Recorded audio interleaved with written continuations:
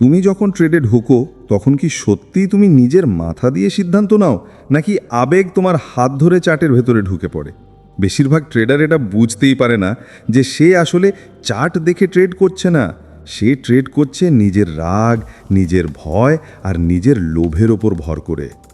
আজ আমরা সেই অদৃশ্য শত্রুদের কথা বলবো যারা কোনো শব্দ না করেই একের পর এক ট্রেডারের অ্যাকাউন্ট শূন্য করে দেয়।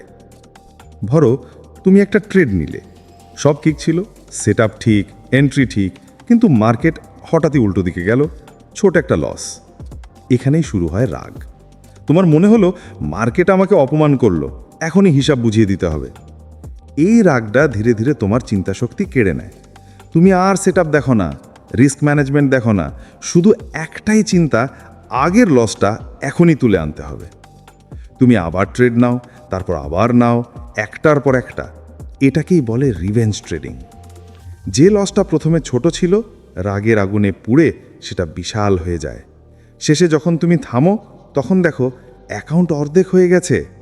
রাগ কখনো তোমাকে জেতায় না, রাগ শুধু বড় করে হারতে শেখায়। এবার ধরো তুমি টানা 2-3টে ট্রেডে লস করলে। এখন আবার নতুন একটা ভালো সেটআপ তৈরি হচ্ছে। চার্ট তোমাকে ডাকছে, কিন্তু তোমার বুকের ভেতরে কাঁপুনি, হাত মাউসের ওপর গেলেও ক্লিক করতে পারছো না। ভয় বলছে আবার যদি লস হয়।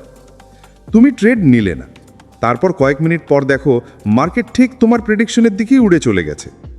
যে প্রফিটটা তুমি পেতে পারতে সেটা তুমি শুধু ভয়ের জন্যই হারিয়ে ফেললে। ধীরে ধীরে এই ভয় তোমাকে ট্রেড নেওয়াই ভুলিয়ে দেয়।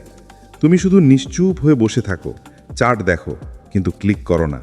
সুযোগ আসে, সুযোগ চলে যায়, আর তুমি ধীরে ধীরে কনফিডেন্স হারাতে থাকো। ভয় শুধু লস থেকে বাঁচায় না, ভয় মানুষকে প্রফিট থেকেও চিরদিনের মতো দূরে সরিয়ে দেয়।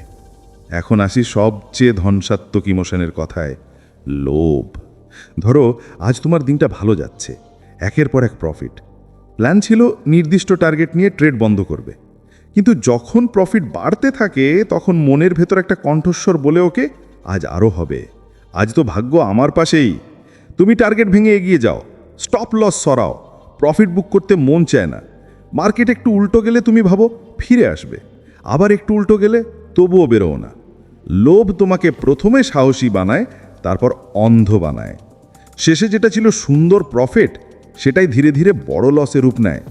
আর তখন তুমি বোঝো যে আজকের সবচেয়ে বড় ভুলটা ছিল নির্দিষ্ট সময়ে বেরিয়ে না আসা। রাগ তোমাকে তাড়াহুড়ো করতে বাধ্য করে, ভয় তোমাকে সিদ্ধান্তহীন করে তোলে, আর লোভ তোমাকে ভুল সিদ্ধান্তকে আঁকড়ে ধরে রাখতে শেখায়। এই তিনটে একসাথে কাজ করলে ট্রেডার পুরোপুরি নিজের ওপর থেকে নিয়ন্ত্রণ হারিয়ে ফেলে।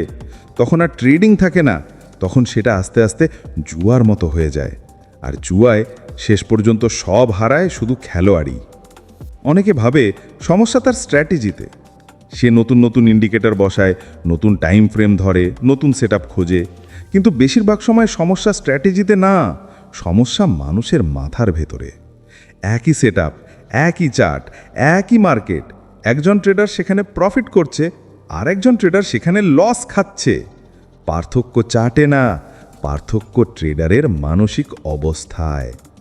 আজ তুমি শান্ত, ফোকাসড, ডিসিপ্লিনে আছো, প্রফিট। কাল তুমি মানসিকভাবে ভেঙে পড়েছো, তাড়াহুড়ো করছো, নার্ভাস, লস।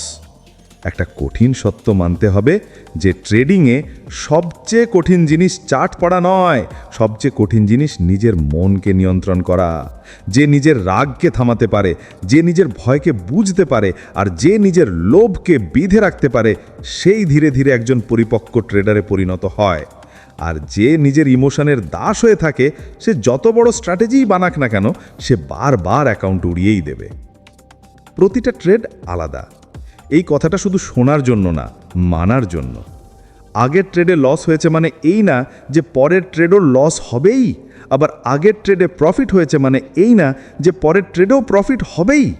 মার্কেট কারোর সঙ্গে ব্যক্তিগত সম্পর্ক রাখে না। তুমি আজ কত হারিয়েছ বা কত জিতেছ, সেটার কোনো আবেগ মার্কেট বোঝে না। রাগ এলে ট্রেড বন্ধ করো, স্ক্রিন থেকে ওঠো, নিজের মাথা ঠান্ডা হবার সময় দাও। ভয় এলে লট সাইজ কমাও, কিন্তু ট্রেডিং ছেড়ে দিও না। লোভ এলে নিজের রুল আরও শক্ত করো, নিজের স্টপ লস আর টার্গেটকে পাথরের মতো শক্ত করে ধরো। মনে রেখো, মার্কেটে টাকা হারায় তারা না যারা কিচ্ছু জানে না, মার্কেটে টাকা হারায় তারা যারা নিজেদের আবেগকে চিনতে শেখেনি। তুমি যদি আজ থেকেই নিজের রাগ, ভয় আর লোভকে চিনে ফেলতে পারো, যদি আজ থেকেই এগুলোর ওপর নিয়ন্ত্রণ আনার চেষ্টা করো, তাহলে ধীরে ধীরে তোমার ট্রেডিং বদলেতে শুরু করবে।